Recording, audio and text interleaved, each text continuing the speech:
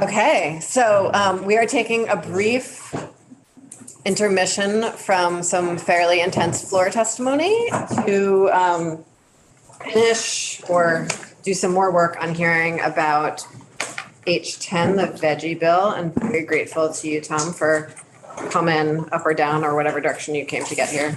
I'm glad you're here. And Through the mud. yes, thank you.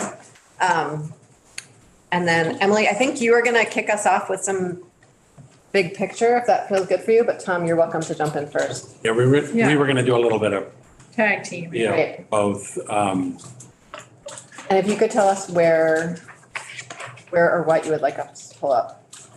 I don't have anything for you to pull up, unfortunately. I have some documents that may be referenced, but aren't necessarily part of anything formal, because I think the value in this is just to have Q&A. So if there are questions, we can answer, where people have been coming from on this and how the program works and all that. It was started in around 1999 as an economic advancement tax incentive program, and was part of compromise legislation with education finance reform, because there were ways that there was funding that was affecting the education fund that was kind of the hook on it. But it was designed to be a program that would help, in some critical situations, would help a business expand and grow and benefit the state. The notion, though, the important part of it is that you don't want to give money away for something that would happen without giving the money away.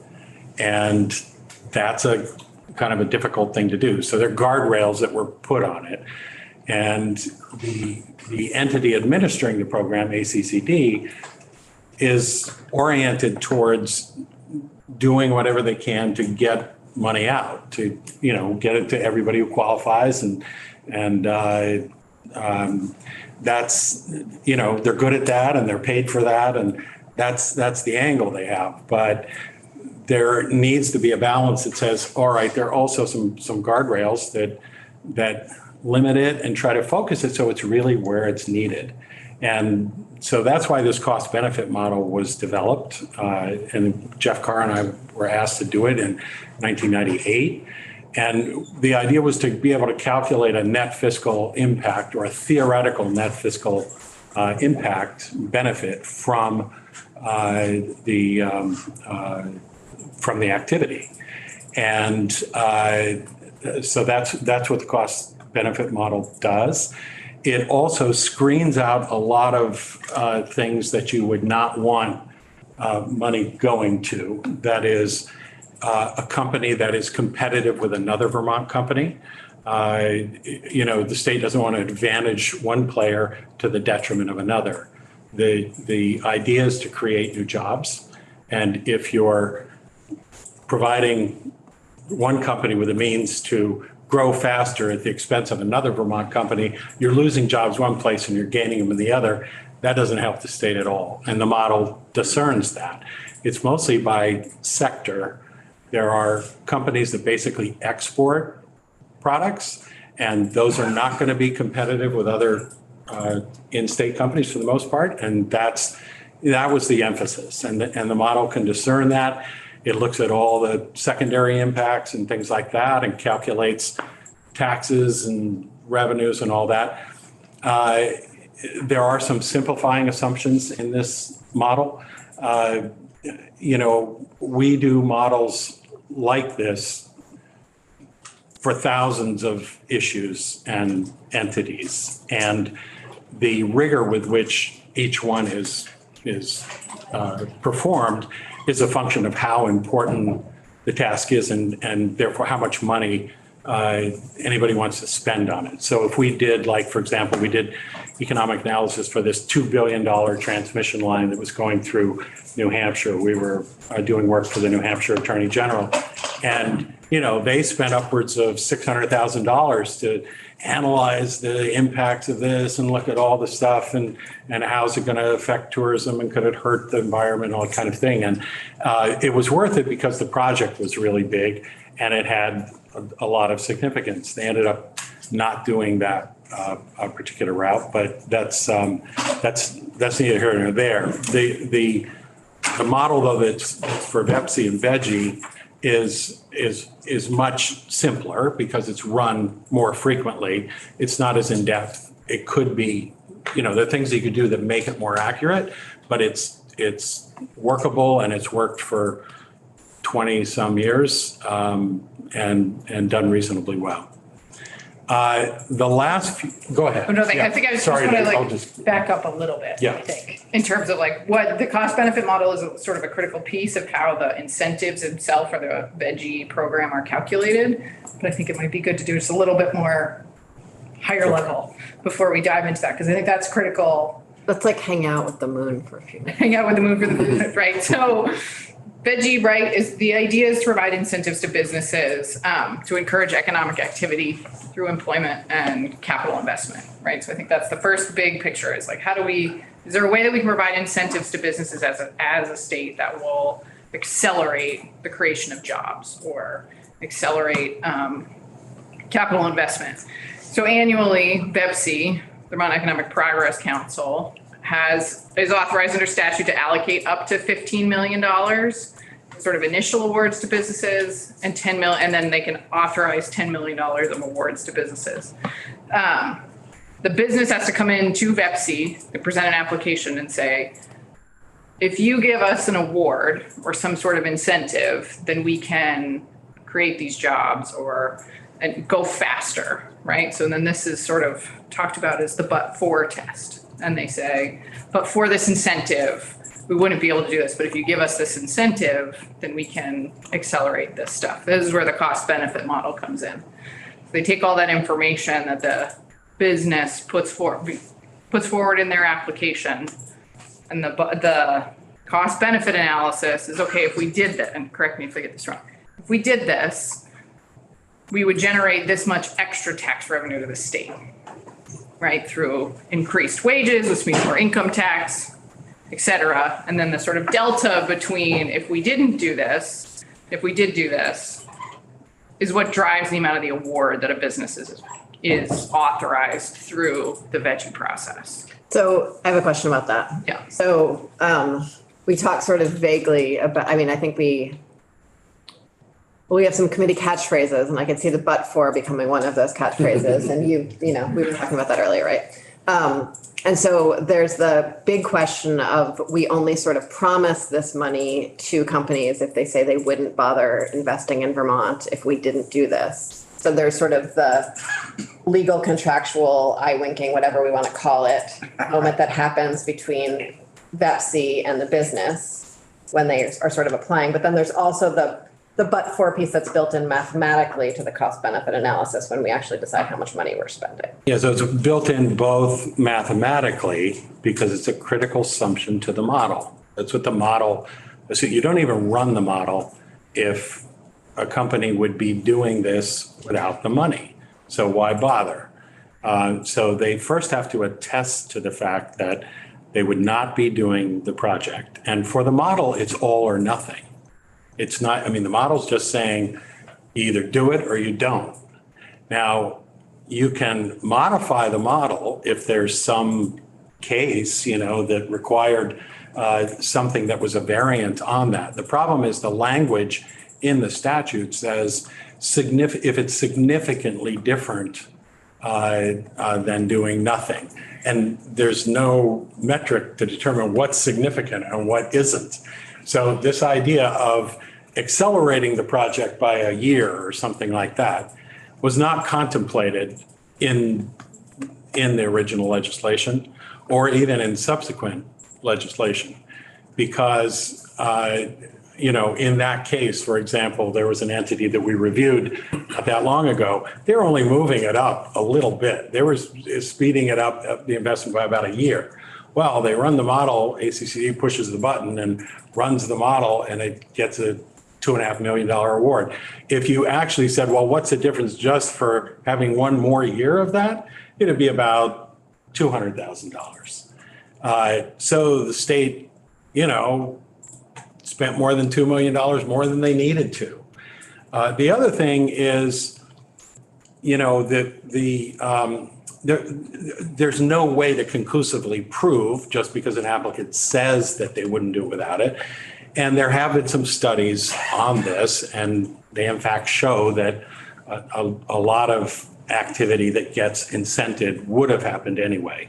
And we can talk about studies and things like that. But we had some real world experience with some of the COVID related money where there were programs like the $11 million tranche of economic development money that went out about a year ago. And we applied the same model construct to applicants for this money. And there were about 100 applicants that we looked at. And almost all of them asked for more money and said that unless they got this amount of money, they wouldn't do it. Then the model generated, saying what the fiscal benefit would be. And even after attesting the fact that if they didn't get the whole money, they wouldn't do it, more than 95% of them, when a smaller amount was offered, they said, okay, we'll do it.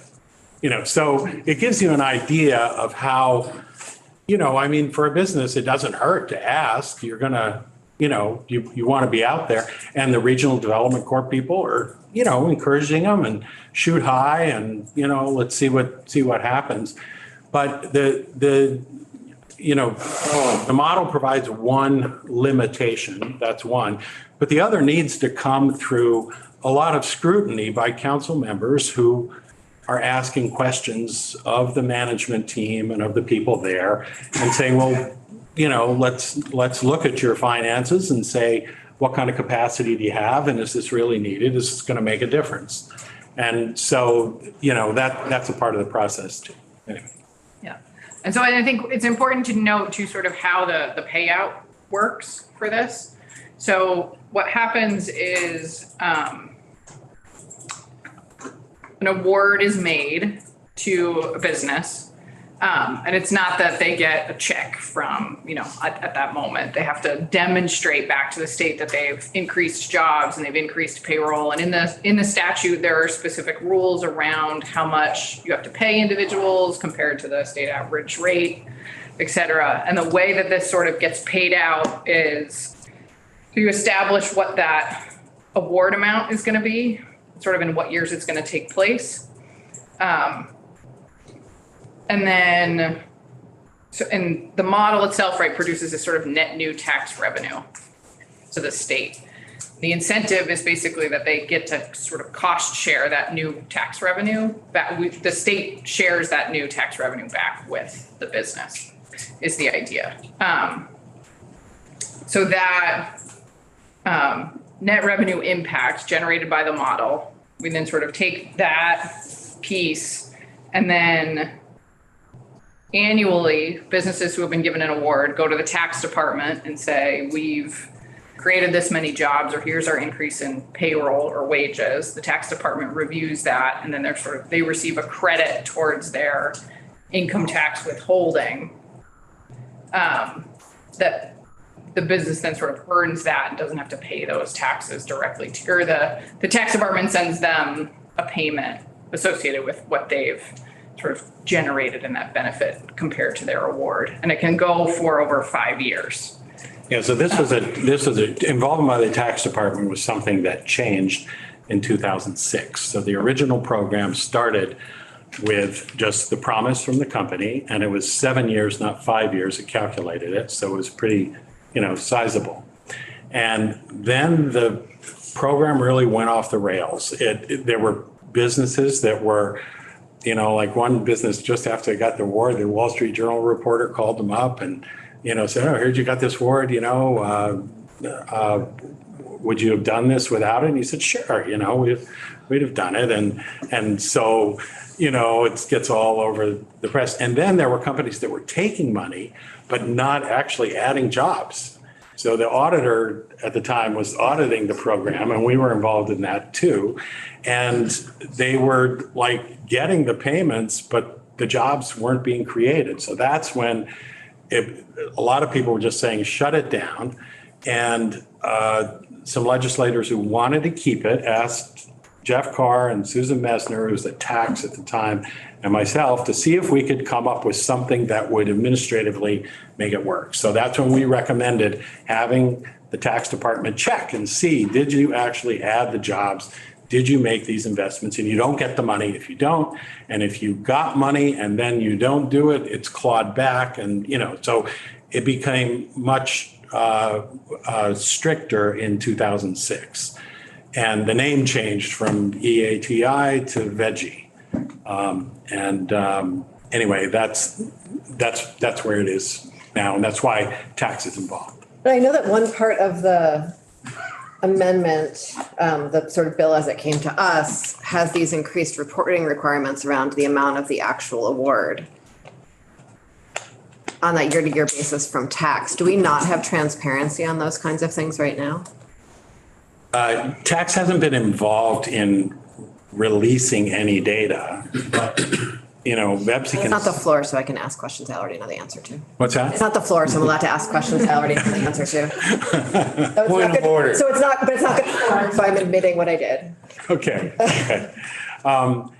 So the amount of the award is something Pepsi publishes. And then I don't know that they do anything downstream that says they got it or they didn't get it, but I think there is.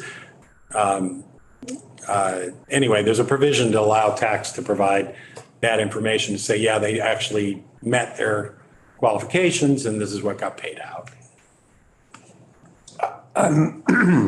Not going to be helpful in this. I go back as a member of VEPSI when it first started. And that task at that time was not to give out money, but to assay advantages that were present and on the ground, and then think out linkages between businesses that aren't here now and that we want to connect with businesses who are here and are successful. So it wasn't so much the cash calculation, it was a structural calculation.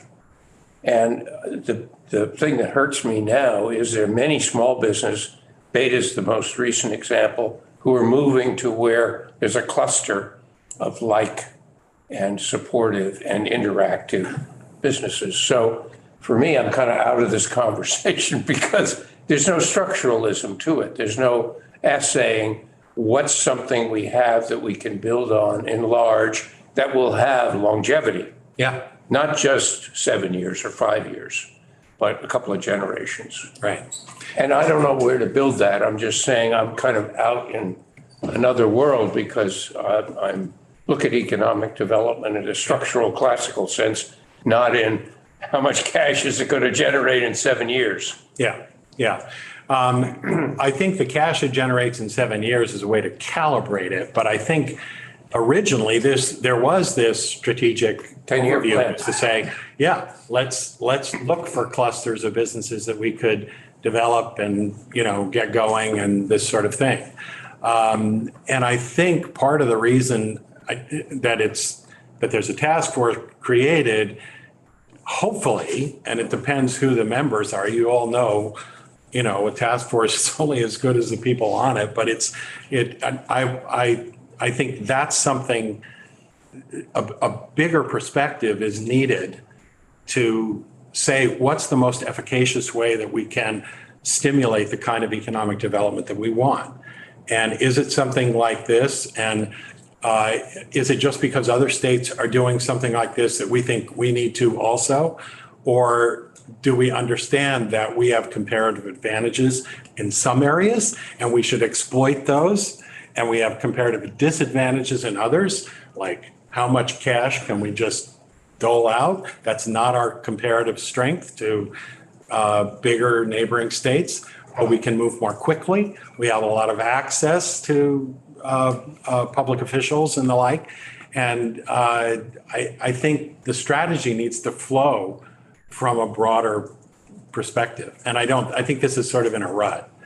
And If I may, the difficulty now is because it's entirely initiated by self-selecting businesses. Right. It's arbitrary. right. And so there's no systematic Right. evaluation of long-term success. Right. And that's a weak point from my point of view. I agree. I agree. That's us. There it is. Okay, Oh, is that us? That's us. we'll wait. I didn't come now.